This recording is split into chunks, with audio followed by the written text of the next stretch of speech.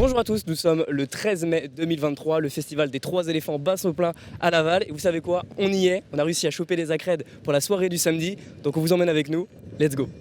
Mais alors avant de parler rap, on va parler un petit peu histoire. La première des 3 éléphants, elle a eu lieu il y a 25 ans, en 1998, année bénite bien sûr pour la sortie d'Opéra Puccino d'Oxmo et accessoirement de la victoire en Coupe du Monde. Mais si aujourd'hui l'organisation est monstrueuse et a accueilli près de 32 000 festivaliers l'année dernière, à l'époque, on est bien loin de ça. Déjà à l'époque, le festival il se déroulait pas à Laval, mais bien plus au nord du département, à Lassay-les-Châteaux, une petite bourgade d'à peine 1500 habitants.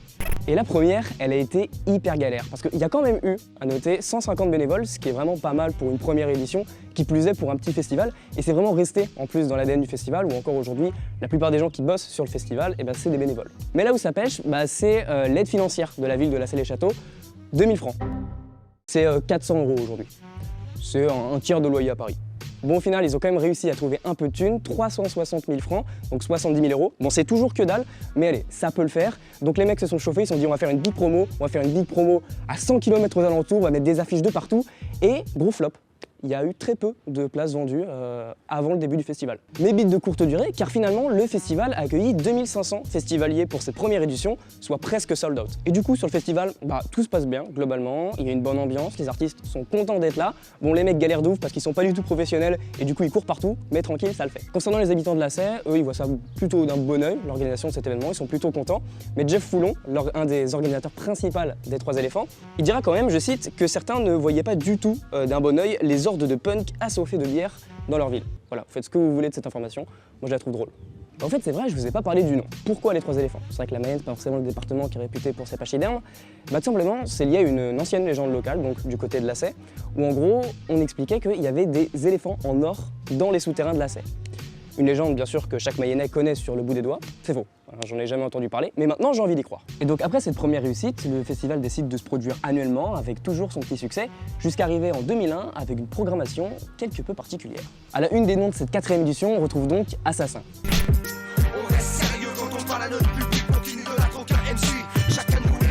Ouais, l'un des groupes de rap les plus populaires des années 90 avec IAM et NTM dans un patelin à 2000 pélos. Et ce qui est marrant, c'est que personne ne les croyait. Genre tout le monde pensait qu'ils avaient mis leur nom pour attirer du monde, mais à aucun moment on pensait qu'ils allaient vraiment se pointer. Et pour vous dire à quel point c'est énorme, Jeff il compare le groupe à un Messi rameutant les foules. Et ouais, parce que 6000 personnes en 2 jours, ça fait le double de la première édition.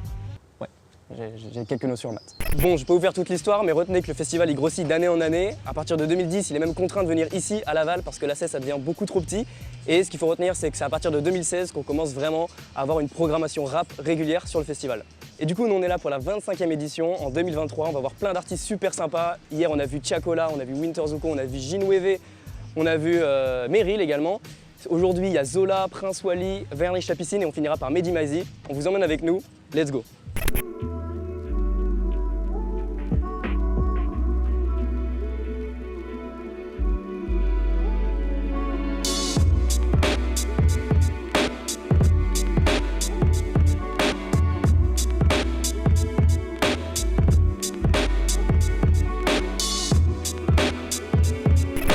Hey, mes émotions varient, mais mes mots sont véritables et j'en fais le pari que gros sera mon héritage. On fait pas Hariboto, qu'est-ce qui t'arrive, quel que soit le prix, la part sera bien équitable, complètement ailleurs quand je réfléchis, génération, ça juge le rap avec les chiffres. Je remplis des stats, je rappe pas pour les stats, mais bien sûr ça peut aider, et c'est ok si j'ai un graille ou une voiture pétée, donc je fais ce qui m'anime. Je rencontre Duro et son équipe, c'est incroyable ce qui m'arrive. Le ciel est bleu, on le fait mieux que marqué sur nos legs. Tu connais l'enjeu, on fait câbler l'ingé. La prod est lynchée, on repart en 2-2. Bon les gars, on se retrouve au village des 3 éléphants avec Thibaut et Pierre. Les gars, comment ça va? Ça va très bien et vous? Ouais, bah écoute, la forme. Est-ce que vous pouvez nous parler de votre initiative, de votre open mic du coup que vous avez organisé? Vous avez pu voir les images du coup un peu avant? En fait on est une asso, une toute jeune asso, on est là depuis 1 an et demi. Habituellement on organise des concerts, on est plus niveau concert et en fait on avait pour projet de faire un open mic et les 3 éléphants nous ont donné l'opportunité et du coup c'était le contexte idéal pour le faire, représenter le rap par un open mic dans un festival où justement il y a pas mal de rap, c'est cool, ça fait plaisir. Okay. Et comment du coup ça s'est passé l'organisation de cet open mic? C'est les 3 F qui vous ont contacté du coup pour le faire, mais est-ce que vous aviez déjà de l'expérience en la matière? Est-ce que vous en aviez déjà réalisé? Nous on a déjà fait quelques events, on a fait du concert beaucoup. Après c'est un truc qu'on maîtrise, on connaît, tu vois. Et quand on nous a... ça s'est fait assez naturellement sur inscription, via des stories Insta, donc t'as pas mal de rappeurs qui se sont inscrits. Nous on a fait une sélection et puis ensuite on a renvoyé un message avec les prods et ils sont venus rapper tranquillement sous ce beau soleil. Et du coup, vous avez sélectionné en fonction du niveau des rappeurs ou de la proposition artistique, c'était quoi les critères de sélection? On a sélectionné un petit peu niveau, histoire que ce soit un peu homogène et puis surtout des gens qui viennent d'ici pour représenter la scène mayonnaise et un peu autour Angers, Segré. Mais il n'y avait pas vraiment de critères fixes, ça s'est fait un peu à l'instinct.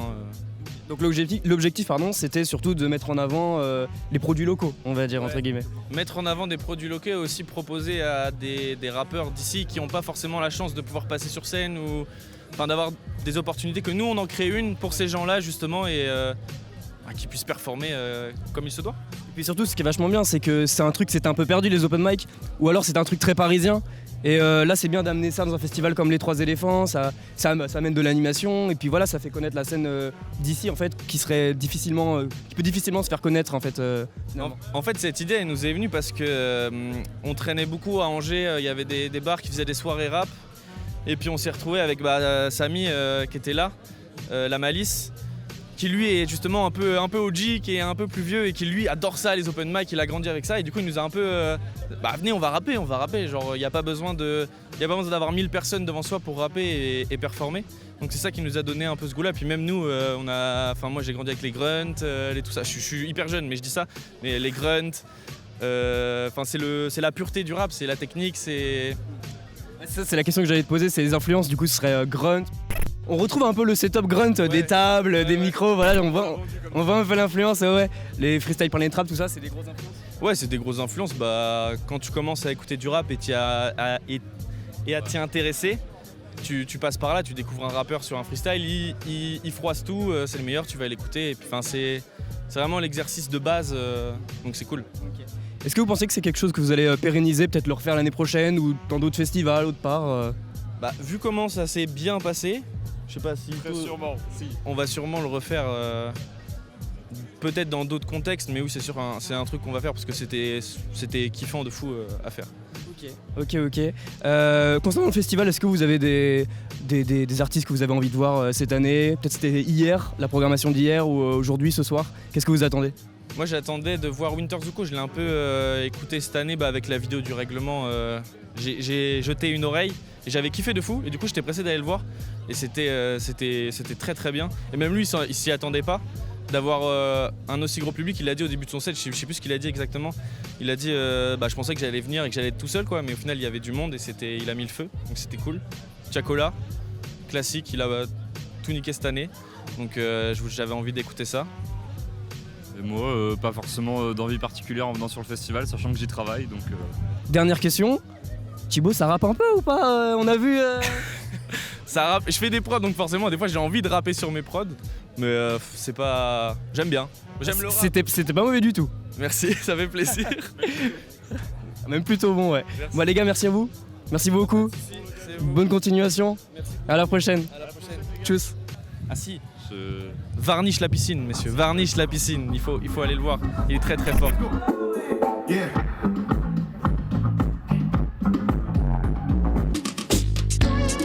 Je veux juste te rencontrer, tout oublier, toucher la liberté.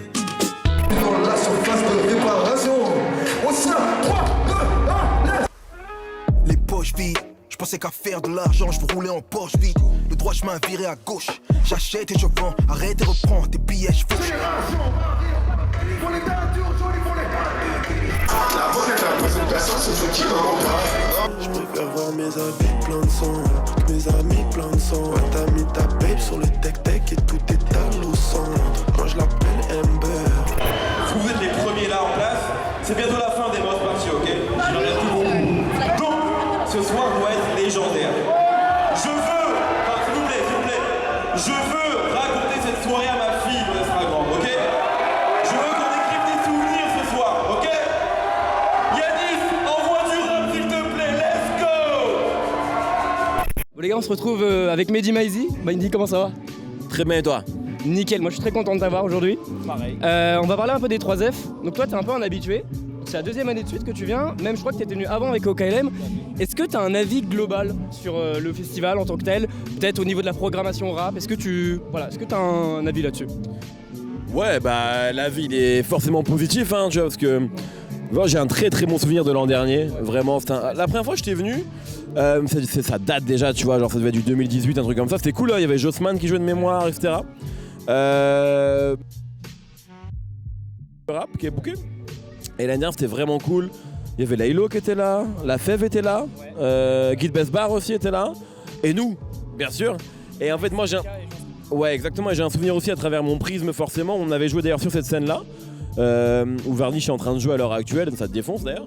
Et c'était incroyable, franchement. C'est une date dont on parle souvent entre nous dans l'équipe, où on se souvient vraiment de Laval comme d'un truc. Une date qui était vraiment belle, quoi. Tu vois, l'ambiance, elle était vraiment chaude. Donc, non, je kiffe, tu vois, j'aime bien les gens qui se font. La vibe est cool. Okay.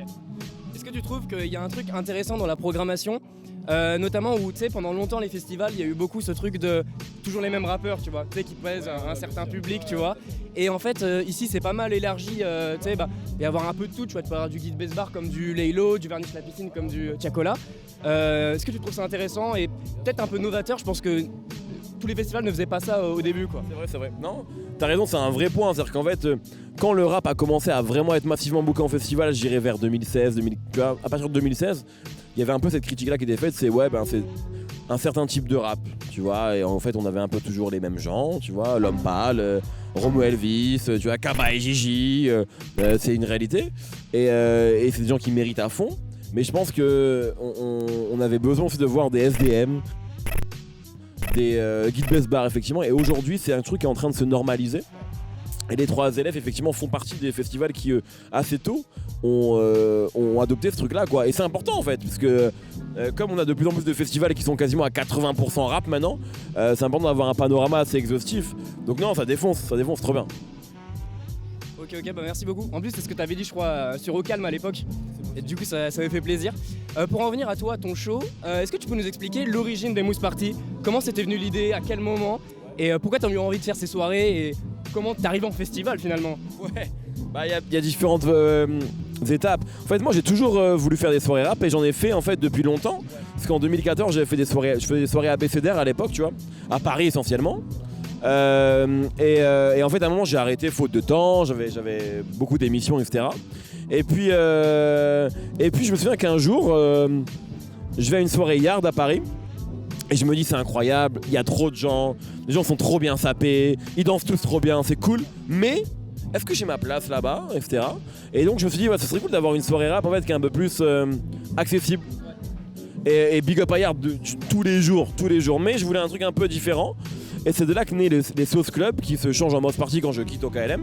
Donc c'est vraiment une volonté juste de refaire la fête, tu vois. J'avais un peu arrêté de faire la fête à un moment et ça m'a rattrapé, quoi. Et puis surtout j'avais envie d'écouter aussi le rap que j'aime en soirée, tu vois. Moi je faisais beaucoup avant cette soirée d'appart avec des potes, et pour moi les Mousse Party c'est un peu une soirée d'appart mais avec plein de gens, tu vois. Ouais, c'est juste qu'on est ensemble. Découvrir je sais pas, parce que je pense que le public il connaît les sons que je joue, mais en tout cas il le partage avec nous, tu vois. Donc il y a ça à fond. Et comment on se retrouve en festival en fait, c'est que moi je commence ça, on me présente Morgan qui est notre tourneur, et qui en fait lui c'est son travail, c'est le tourneur de Jossman, de Tiakola, de 47 Terres dans un registre différent, etc. Et donc c'est lui en fait qui amplifie ça et qui dit les gars vous voulez tourner, moi je peux je crois vous mettre dans plein d'endroits. Et je lui dis oui. Et en fait, tu vois, il nous book, ça se passe bien, et donc on est rebooké. Donc lui joue un très très grand rôle dans... si c'était moi qui gérais tout seul, on ferait pas tout ça, tu vois. Donc lui, il a joué vraiment un rôle très important. Ok. Justement, notamment concernant les sons, est-ce que tu fais gaffe à ce que tu mets en festival? Tu vas prendre les sons les plus populaires, les sons du moment, ou est-ce que tu t'autorises des petites surprises, des petits trucs Moi, en fait, je pense que c'est important. Moi, ce qui est important, c'est de faire plaisir aux gens qui viennent, tu vois. Donc par exemple on s'est retrouvé dans des... on essaye assez rapidement dans les 20 premières minutes de capter le public. Je dis pas qu'on y arrive toujours, mais c'est important de le capter.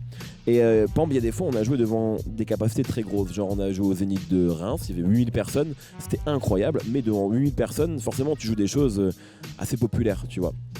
Et il y a des morceaux que tu adores mais qui sont un peu des fours. Donc tu dois un peu adapter. Alors que quand tu joues 6 heures toute la nuit au Badaboom à Paris devant 400 personnes, tu peux jouer ce que tu veux, tu peux même te tromper, c'est pas grave, tu vois.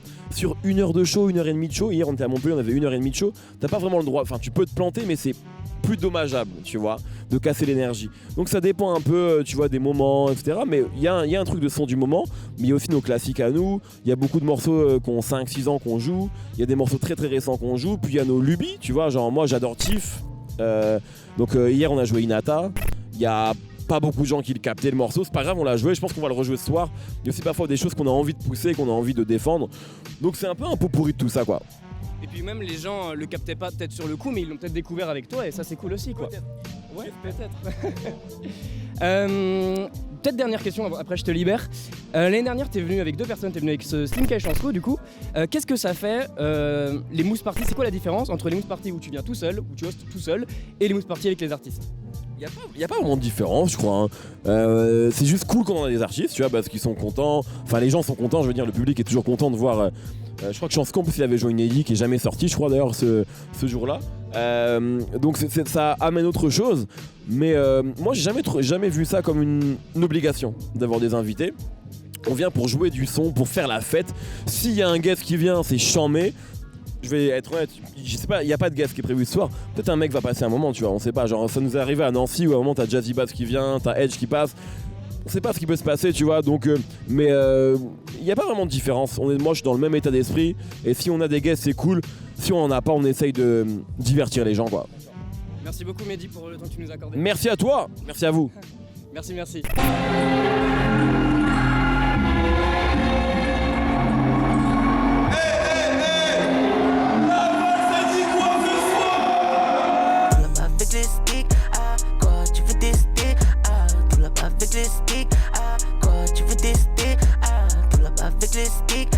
Voilà, on est avec des gens à la fin du festival, les gars, ça va? Ça va et toi, ça va? Ça va et toi? Ça va. Bien! Vous avez kiffé le festival? Ouais, trop bien. Voilà. C'était quoi votre show préféré? Taquiola hier. Ouais. Je suis arrivé tard, moi, sa mère. Les bouchons, on connaît. Le stade Lavallois, ils ont gagné, ça va plus. Ah voilà, ah là là. C'était matrixant, c'était incroyable. C'était lourd, honnêtement. C'est quoi votre show préféré? J9 quand même, J9. T'as kiffé le festival? Ouais, en vrai, j'aime bien. T'as kiffé le festival? Franchement, j'ai kiffé, mais c'était très intensif, il y avait beaucoup de monde. Et on était les uns sur les autres, mais sinon j'ai kiffé, le concert c'était cool. C'était quoi ton show préféré dans ce cas? Là vraiment, je l'aime, c'est mon amour, mais Zola vraiment il est fou aussi. Les Stéphanois, vous quoi? Allez. Vous êtes venus l'année dernière ou pas? Ouais. Vous avez préféré cette année ou pas? Cette année c'est 10 fois plus lourd. Il y avait Leilo, je crois, il y avait Guy de Besbar. Il y avait la fête. Là, c'est beaucoup mieux cette année. C'était mieux équilibré cette année, vendredi, samedi, les deux étaient chauds quoi. Ouais, parce qu'avant il y avait tout le monde le vendredi. Ouais. Les gars, vous étiez là l'année dernière ou pas? Bien sûr, oui. Vous étiez l'année dernière? Vous avez préféré cette année ou l'année dernière? Les deux sont cool. Les deux sont cool. Ouais, même si je suis pas un gars des festivals et tout normalement, mais là ça va. Alors, des fois il y a du monde et tout, quand t'aimes le monde, et si tu veux être un peu tout seul, il y a de la place. T'étais là l'année dernière ou pas? Non, j'étais pas là. Non, t'es pas là? T'aimes bien le truc en ville, tout ça? Moi c'est cool d'organiser ça, c'est cool, mais faudrait qu'ils organisent des trucs où on est moins serré et tout, parce que vraiment il y a eu trop de malaise. Ok, ça marche. Bon les gars, bonne soirée. Allez Laval quand même, merde! Voilà les gars, c'est la fin de ce documentaire. Merci beaucoup de nous avoir suivis. Nous on s'est donné à fond pour produire un truc de qualité. Merci beaucoup à l'association Poc Poc qui gère les 3 éléphants et qui gère aussi le 6x4. C'est grâce à eux qu'on a pu entrer sur le festival en mode presse, qu'on a pu avoir toutes ces opportunités de pouvoir filmer les artistes de près, d'avoir des beaux plans, de pouvoir interviewer Mehdi Maizi. Donc merci à eux, merci pour la force, ils ont été top. Les gars, est-ce que vous avez un petit mot pour la fin? Amaz? Je suis putain de content, c'était trop bien frère, incroyable. On est éteints, mais merci à Louis et Alizé qui sont sûrement plus éteints que nous. Ouais. Et merci à tous. Ouais, et gros big up à Anaïs pour sa disponibilité, c'est grâce à elle qu'on a pu tout faire. Donc les gars, un petit mot de la fin? Franchement c'était incroyable. Voilà. Zola c'est un baiser. Oh. C'était quoi votre show préféré? Toutes, mais moi j'ai checké Zola, je fais partie des heureux élus. On a checké Zola. Zola. C'est le palmarès de la soirée. Exactement. Après moi j'ai interviewé Mehdi Maizi si tu veux, donc bon. On va les gars, est-ce que vous avez un mot de la fin? Ouais, franchement j'ai jamais autant kiffé. Un mot. Un mot incroyable. On finit sur Kakubaka. Est-ce que vous... On est radio. On est radio, ma gueule. On est radio, représente. Attends, je peux prendre Je peux prendre en photo comme ça, je Ouais, me pas de rappelle. soucis. Tapez On est radio sur Insta, vous trouvez, c'est un média rap.